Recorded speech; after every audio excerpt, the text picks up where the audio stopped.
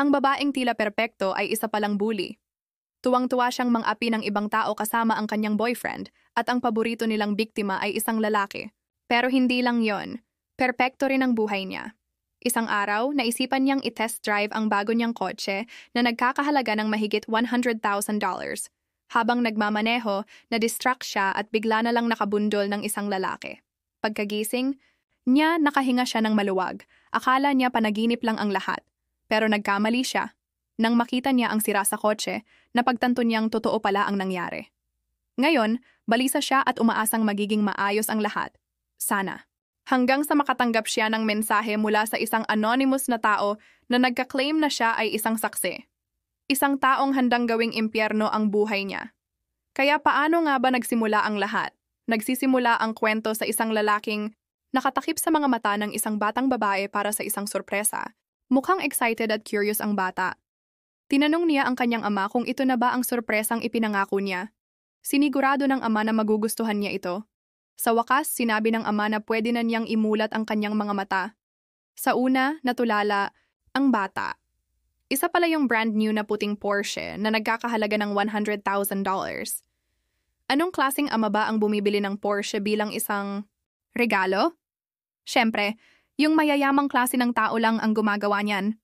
Medyo wala masyadong reaksyon ang mukha ng dalaga na medyo nakakagulat sa una. Balik sa realidad, hindi siya makapaniwalang binigyan siya ng tatay niya ng Porsche bilang regalo dahil lang nakapasok siya sa universidad. Ang bait naman ng tatay niya. Tinanong niya kung bakit siya niregaluhan ng ganon, pabirong sagot ng ama. Delikado na ang mga kalsada ngayon, gusto kitang manatiling ligtas. Yumakap siya sa ama bilang pasasalamat.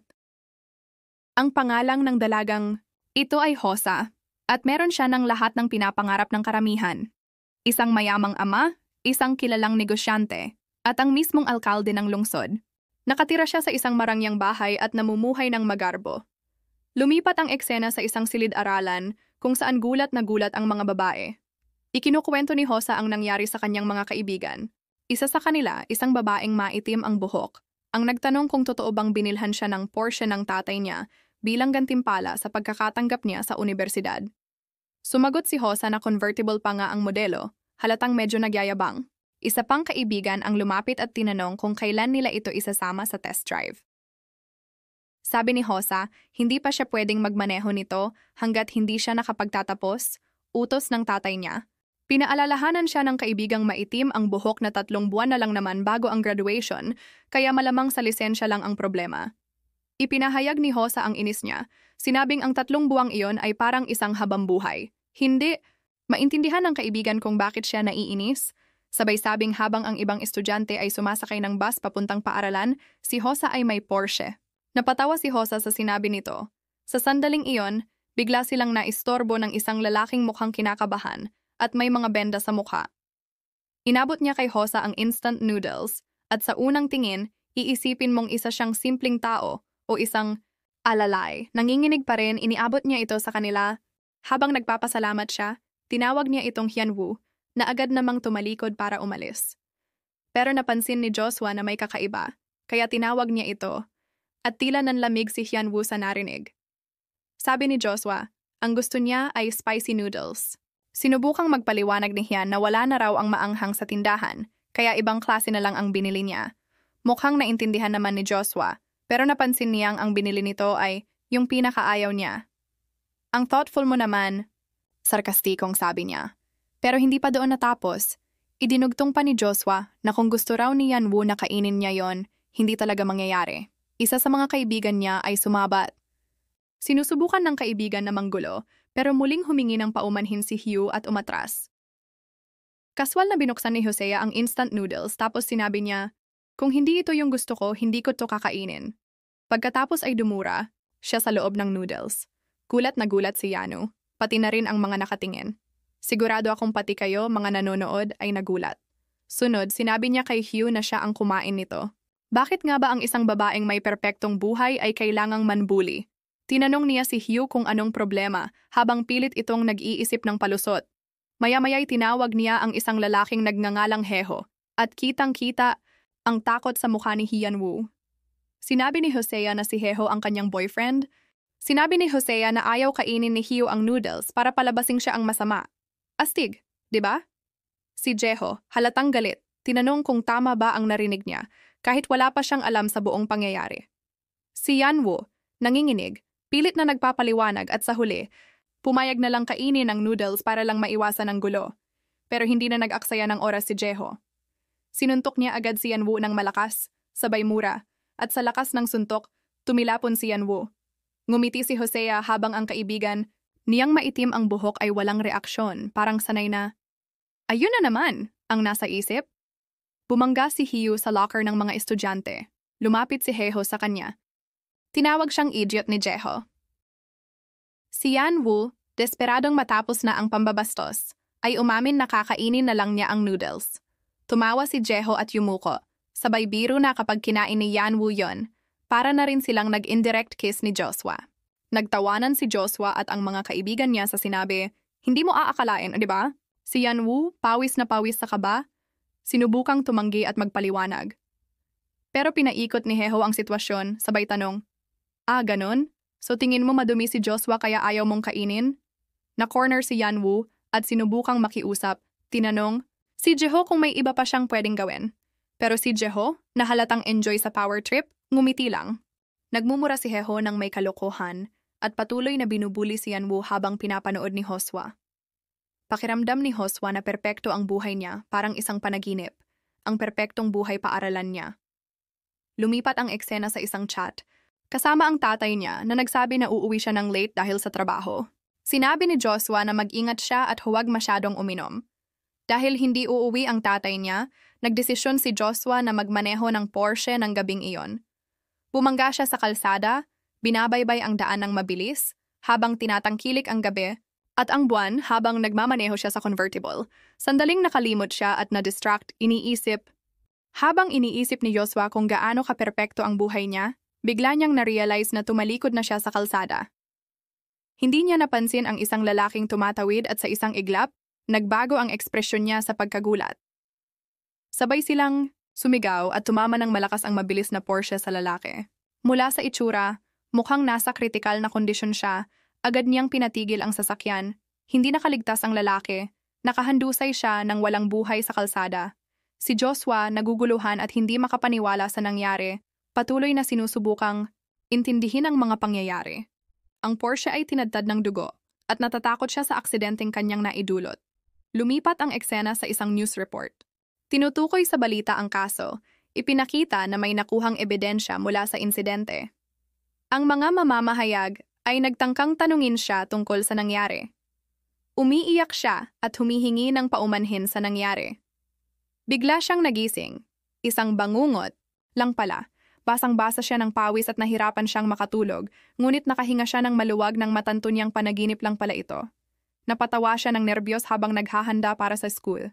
Nagsulat siya ng isang tala at nireassure ang sarili na okay lang ang lahat habang tinitingnan ang nasirang Porsche. Wala namang mga saksi noong nangyari ang aksidente.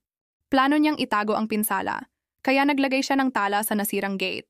Humihingi ng paumanhin at sinasabing aksidente lang na nabangga niya ito habang pinapaandar ang kotse. Tinitingnan niya ito ng may pagod na ekspresyon, pinapalakas, ang loob at tinitiyak sa sarili na okay lang ang lahat. Lumipat ang eksena sa paaralan. Nakatayo siya sa labas ng kanyang classroom, basang-basa ng pawis at halatang nag-aalala. Nawawala sa sarili, naiisip niya ang mga kaklase na posibleng pinag-uusapan ng insidente. Pagkatapos binuksan na niya ang pinto ng classroom. Tinawag siya ng mga kaibigan at ngumiti ang kaibigan niyang maitim ang buhok, sabay tanong kung narinig na ba niya ang balita. Habang ang isa pang kaibigan ay mukhang excited, sandali lang ay napatulala si Joshua. Nang malaman niyang tungkol pala ito sa isang music video trailer, natawa siya ng awkward dahil sa maling akala. Ang kaibigan niyang may kulay orange na buhok ay excited na ikinuwento kung gaano ka-mind-blowing ang trailer at hinihikayat si Joshua na panoorin ito. Habang nag-uusap sila, paulit-ulit na pinaaalala ni Joshua sa sarili na wala namang CCTV camera sa lugar ng aksidente. Hindi alam ng mga kaibigan niya ang nangyari at pati na rin ang boyfriend niyang nakapaloob ang braso sa kanya.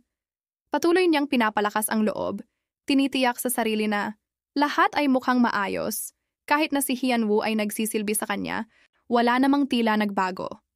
Ngumiti si Joshua, iniisip na perpekto pa rin ang buhay niya. Pero bigla niyang napansin ang isang bagay. Nakatanggap siya ng mensahe mula sa isang tao na nagngangalang Him. Tiningnan niya ang cellphone niya, nagtataka kung sino ang taong iyon. Nagdesisyon siyang magtanong at nag-reply, sabay baling ng pansin sa guro sa klase. Ang guro ay nagbigay ng pahayag na may pagkakahawig sa insidente at nagsulat ng isang pangungusap sa board. Habang tinitingnan ni Joshua ang cellphone niya, humihingal siya nang makita ang mensahe. Ang mensahe mula kay Him ay nagsasabing, I witnessed.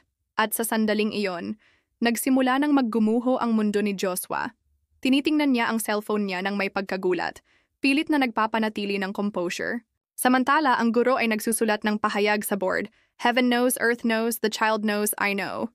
Bumalik ang isip ni Joshua sa aksidente. Heaven knows. Ang sandaling tumama ang kotse, earth knows. Ang lalaking iniwan niyang patay sa lugar ng insidente, you know. At ang kanyang mukha ay unti-unting pumuti. I know. Iniisip ang mensahe. Ang susunod na kabanata ay nagsimula sa mga kamay ni Joshua na nanginginig habang hawak ang cellphone. Iniisip ang misteryosong text mula kay Him na nag-aangking siya ay isang saksi. Pailalim siyang tumingin, naguguluhan at naiisip. Nakatuon ng mabuti si Joshua sa kanyang cellphone habang nagtatype, basang-basa ng pawis, inaalala ang hit and run na insidente at kung paano niya inisip na walang saksi. Sino kaya ang taong to? Tanong niya sa sarili. Mabilis niyang tinipa ang tanong, anong ibig sabihin ng mem? Ngunit si M ay nanatiling kalmado at sumagot ng may pang-aasar.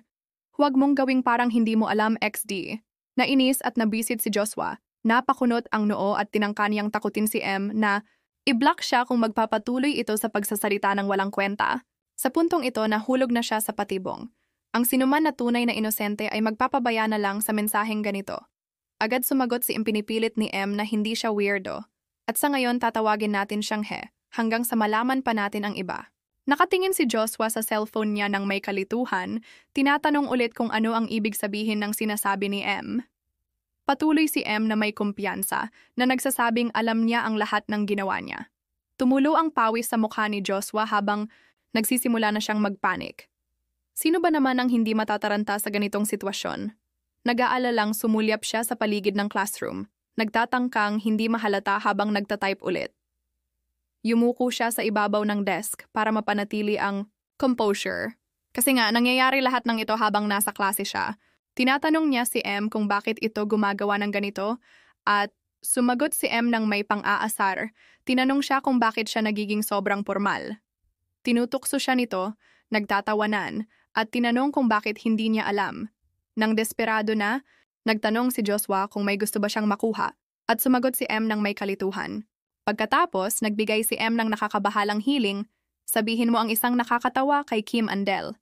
Nakaramdam si Joshua ng pagkadismaya at inis. Sino yon? Tanong niya, hindi kilala ang pangalan. Nang malaman niyang si Kim Andel pala, ay ang kanilang homeroom teacher, nagulat si Joshua, at si M ay nagulat din na hindi niya alam. Nagulat si Joshua pero hindi dahil nalaman niyang pangalan ng guro, naisip niyang si M ay marahil nasa parehong klase. Ang katotohanan na alam ni M ang schedule ay nangangahulugang malapit siyang nagmamasid kay Joshua. Inaasahan ni Joshua ang kanyang ulo gamit ang kamay, iniisip kung sino si Him. Una, tiningnan niya ang kaibigan niyang may orange na buhok sa likod niya. Sa wakas, nalaman namin na ang pangalan nito ay Kim Bidna. Naalala ni Joshua ang pagkakataon na humingi ito ng paumanhin sa kanya dahil sa pagkakasira ng kanyang foundation at nagdududa siyang kaya nitong gawin ang ganitong klasing bagay. Sunod, tiningnan niya ang kaibigan niyang may itim na buhok si Yara na nakatutok sa guro. Pero pagkatapos, naalala ni Joshua na ang tatay ni Yara ay nagtatrabaho para sa kanyang ama, ang alkalde. Magkakonektado ang kanilang mga pamilya. Malapit din si Yara kay Joshua, kaya iniiwasan na niya ito. Sinusubukan niyang sumulyap kay Bano, ang boyfriend niya, na hindi mahilig dumalo sa klase. Iniiwasan din niya ito, iniisip na masyado itong tanga para gumawa ng ganitong bagay. Malalim sa pag-iisip, pinagdudahan ni Joshua at nagsimulang magkunot ang kanyang noo. Puwede kaya isa sa mga kaklase niya? Siguro ang batang madalas niyang babuyin, ang top student na si Jungkook, o ang annoying na si Libor na abala sa sarili niyang gawain, o kaya naman ang kaibigan ni Bora na may salamin, si Sioma, na tahimik, na kumukuha ng notes. Hinawakan ni Joshua ang cellphone niya ng mahigpit, pilit na binubuo ang mga piraso ng palaisipan. Bigla, isang malakas na sigaw ang sumalubong sa klase, napatingin ang guro na may hawak na libro at nagalit, tinatanong kung sino ang gumagamit ng cellphone sa klase. Napatigil si Joshua sa takot habang inuutos ng guro na lumapit ang salarin. Tumibok ng malakas ang puso ni Joshua habang dahan-dahan siyang tumayo mula sa upuan. Ngunit bigla itinuro ng guro si Wu na nakaupo malapit sa kanya at nakayuko ang ulo. Laking gulat ni Joshua nang makita niyang tumayo si Wu at ibinigay ang cellphone sa guro. Pinagsabihan siya ng guro dahil sa paggamit ng cellphone sa klase at tahimik na humingi ng paumanhin si Wu. Samantala si Joshua ay bumagsak pabalik sa kanyang upuan, maluwag ang pakiramdam at nakahinga ng malalim. Ngunit ngayon may pagdududa si Joshua kay Hian Wu. Tumunog ang bell, senyales ng pagtatapos ng klase. Inutusan ng guro si Hian Wu na sumunod sa kanya patungo sa faculty room at tahimik na pumayag si Hian Wu habang nagsasara ang pinto sa likod nila. Si Joshua naman, ang boyfriend niyang si Jeho, ay kinakalabit ang ulo at nauutal, sabay sabing sobrang boring ng klase. Nagbiro pa siya tungkol sa pagpaplano niyang nakawin ang uniforme ni Hian Wu, pero nahuli siya. Si Joshua, subalit, ay labis na abala sa sarili niyang mga alalahanin kaya hindi siya nakasagot. Hinaplos ni Jeho ang balikat ni Joshua upang gisingin siya mula sa kanyang mga iniisip, ngunit agad itong itinulak ni Joshua, galit na sumigaw. Huwag mong hawakan ang kamay ko. Lumingon ang buong klase, nagulat sa biglaang pagsabog ni Joshua. Ang ilang mga estudyante ay napatingin ng malaki ang mata habang ang iba naman ay napapahalakhak. Si Kimbit at Yara na parehong nag-aalala ay tinanong kung ano ang nangyari. Napansin ni Yara ang pagkakamali at natigilan. Samantalang si Jeho ay mukhang confused, ngunit agad itong binaliwala at inalok si Joshua na bibili ng kahit anong makakapagpasaya sa kanya. Mabilis na sinabi ni Joshua na ayos lang at humingi ng paumanhin sa reaksyon niya. Nang umalis si Jeho, sinabi pa niyang bibili siya ng kahit ano para sa sarili niya. Si Joshua ay nagbuntong hininga ng ginhawa. Napagtanto na nag-overreact siya. Nang bumalik ang mga isip niya kay Hian Wu, naisip ni Joshua na sigurado siyang isang lalaki si Hian Wu, kaya't nagdesisyon siyang kailangan niyang malaman pa ang higit pang impormasyon tungkol sa kanya. Mabilis niyang tinanong si Kimbit kung mayroon siyang numero ni Hian Wu.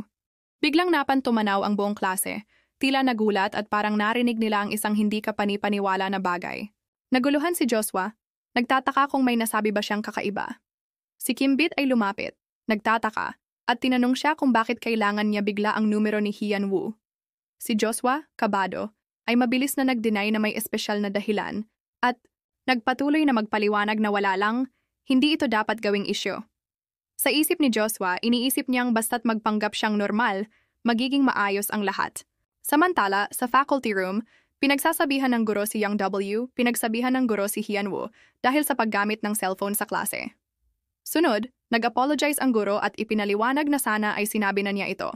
Si Hian Wu, mukhang malungkot at may luha sa mata, ay tahimik na tinanggap ang kanyang kapalaran.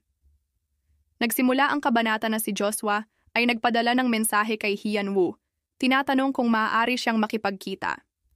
Nagbuntong hininga siya sa banyo, nag-iisip kung gaano kalaki ang nalalaman ni Yanu. Hindi ako tulad ni Yagami, pero alam kong hindi ito ang tamang hakbang. Habang nakatingin siya sa cellphone, napansin niyang ang mga unread messages ay nakatingin din sa kanya. Hindi niya pinansin ang mga estudyanteng dumadaan sa hagdan. Bigla, napansin niyang nabasa na ni M ang mensahe. Laking gulat ni Joshua, napalaking ang mata niya. Nagulat si Joshua. Nasaan kaya siya? Ganap na abala sa cellphone, patuloy siyang nagtatype ng hindi tumitingin sa paligid. Bigla niyang nabangga ang isang tao at nadapa siya sa sahig, ang cellphone niya ay nahulog ng malakas. Pinipigilan ng sakit. Nagngangalit ang kanyang mga ngipin habang tumingala siya ng galit upang makita kung sino ang nabangga niya. Ang top student pala sa klase, labis ang galit ni Joshua, kaya sumigaw siya sa kanya dahil hindi ito nagsorry. Habang tinitingnan ang cellphone niyang nahulog sa sahig, inutusan niya itong umalis. Sabay sabi na kaya niyang ayusin ito mag-isa. Tumango lang ang estudyante at nagbulong ng okay. Pagkatapos, naglakad na siya palayo. Malinaw na inis si Joshua habang pinapanood ang pag-alis ng estudyante. Tahimik na minumura ang ugali nito. Binangon niya ang cellphone, ngunit sa kanyang pagkagulat, ito ay sira. Dumarating ang panic habang nare-realize niyang maaaring hindi na niya matignan ang reply ni M. Isang malutong na sigaw ang lumabas sa kanya nang maputol ang daliri habang tinitingnan ang cellphone. Napatigil siya, nakatingin sa sirang cellphone, ngunit mabilis siyang bumalik sa realidad. Nilasahan niya ang sugat sa kanyang hinlalaki at bahagyang ngumiti. Natagpuan na niya ang prime suspect, si Hewo. Ngunit bago, paman niya malasahan ang kanyang natuklasan, isang estudyante ang biglang tumuro sa bintana at nakuha ang atensyon ng lahat.